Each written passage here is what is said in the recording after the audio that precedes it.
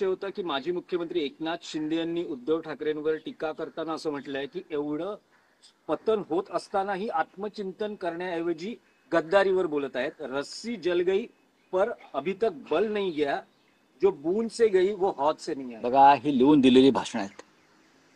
एकनाथ शिंदेना मी ओळखतो, आमचे मित्र होते बरं का। त्यांच्याने आमचं फार अगदी गुळपीट होतं एकेकाळी। जिथे आपण आज उभे आहोत तिथे यायचे ते। तर तुम्ही आता रस्सी जल गई वगैरे, आता तुमची रस्सी कधी जाळतील बीजेपी वाले त्याकडे लक्ष ठेवा। तुम्ही भाजप बरोबर आहात, तुम्ही आगीशी खेळताय।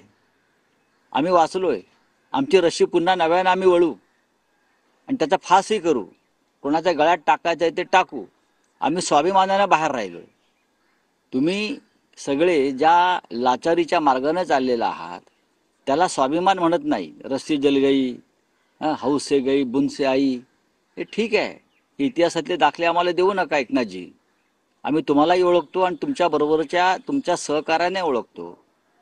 जे पळून गेले डरपोकपणानं, त्यांनी अशी भाषा करणं बरोबर नाही। राऊत साहेब, याआधी आपण राजकारणात राजकीय आरोप प्रत्यारोप पाहिले, ट्विटर वॉर बघितलं, फोटो वॉर बघितलं, पण महायुतीमध्ये आता एक नवं व्हिडिओ वॉर समोर येत आहे। गोगावले आणि शिंदे शिवसेनेचे आमदार तटकरेंच्या व्हिडिओ बद्दल बोलतात की ते आम्ही बाहेर आणू, तर तटकरेंचे समर्थक किंवा त्यांचे जे कार्यकर्ते आहेत ते म्हणतात की आम्ही गुवाहाटीतले व्हिडिओ समोर आणू। मी याच्यावरती काय बोलणार किंवा आम्ही काय बोलू शकतो याच्यावरती? हे गँगवॉर आहे, याला गँगवॉर म्हणतात मुंबईतल्या भाषेमध्ये। आणि हे गँगवॉर थांबलं नाही तर हे गँगवॉर रक्तपातापर्यंत जाईल की काय? रायगडमध्ये, रायगडच्या रस्त्यावर अशी आता आम्हाला भीती वाटते। रायगडमधले काही आमदार सुनील तटकरे यांच्या विरोधात ज्या भाषेचा वापर करतायत हा गँगवॉरचा आहे किंवा जीवातून उठवण्याचाच एक भाषा केली। आणि महाराष्ट्राच्या मुख्यमंत्र्यांनी, जे गृहमंत्री सुद्धा आहेत, त्यांनी वेळीच या बाबींकडे गांभीर्यानं पाहिलं पाहिजे। एकनाथ शिंदेंनी पाहिलं पाहिजे, अजित पवारांनी पाहिलं पाहिजे, कारण त्याच्यामध्ये आमदार, खासदार आणि मंत्री यांचा सहभाग आहे या गँगवॉरमध्ये, पॉलिटिकल गँगवॉरमध्ये। आणि महाराष्ट्रासाठी अत्यंत चिंतेची आणि गंभीर बाब। राऊत साहेब, शिवसेना युबीटीतलं आउट गोईंग अजूनही थांबलेलं नाही।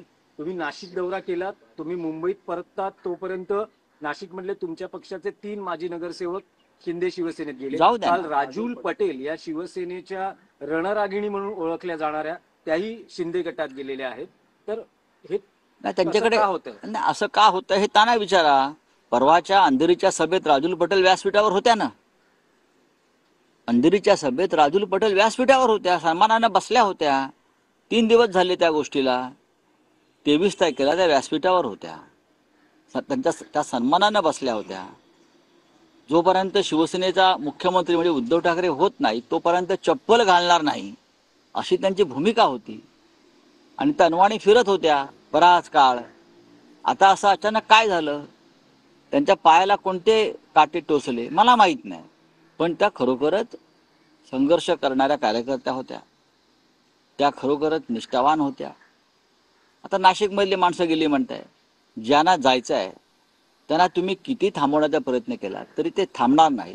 पैशाचा मोह अफाट आहे आणि पैशाची ताकद राजकारणात वाढलेली आहे। माणसं विकत घेतली जात आहेत, माणसांना भय दाखवलं जात आहे। आणि म्हणून म्हणतो की इतकं घाणेरडं राजकारण या राज्यामध्ये कधी झालं नव्हतं। मला माहिती है 2 बड़े निकाल आने वाले, एक एनसीपी के सिंबल को लेकर और दूसरा मनपा इलेक्शन को लेकर, क्या दिक्कत है? देखिए, मनपा इलेक्शन के लेकर हम